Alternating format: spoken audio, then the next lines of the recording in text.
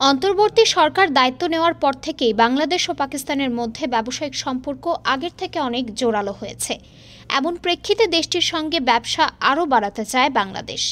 ব্যবসায়ীরা বলছেন, পাকিস্তানের সঙ্গে ব্যবসা বাণিজ্য বাড়ালে বাংলাদেশ উপকৃত হবে, কারণ পাকিস্তান থেকে আরও প্রতিযোগিতামূলক দামে কাঁচামাল কেনা যেতে পারে। বাংলাদেশ সেখান থেকে তুলা, সুতা, কাপড় ও প্রয়োজনীয় পণ্য আমদানি করছে। তবে এই আমদানি এখন চীন ও ভারতের তুলনায় অনেক কম। বাংলাদেশ ব্যাংকের তথ্য বলছে, 2023-24 অর্থ বছরে পাকিস্তান থেকে আমদানির পরিমাণ ছিল $627.8 মিলিয়ন। আর চলতি অর্থ বছরের জুলাই-ডিসেম্বর সময়ে পাকিস্তান থেকে বাংলাদেশ আমদানি করেছে $372.1 মিলিয়ন। রপ্তানি উন্নয়ন ব্যুরো ইপিবির তথ্য বলছে, 2023-24 অর্থ বছরে পাকিস্তানে বাংলাদেশের রপ্তানি ছিল $61.98 মিলিয়ন। আর চলতি অর্থ বছরের জুলাই থেকে ডিসেম্বর পর্যন্ত বাংলাদেশ পাকিস্তানে রপ্তানি করেছে $39.77 মিলিয়ন।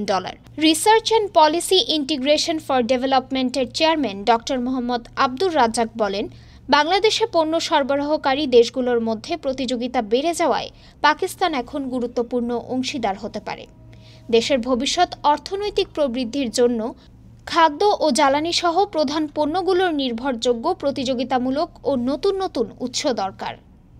ডেস্ক রিপোর্ট, আজ বার্তা, ঢাকা।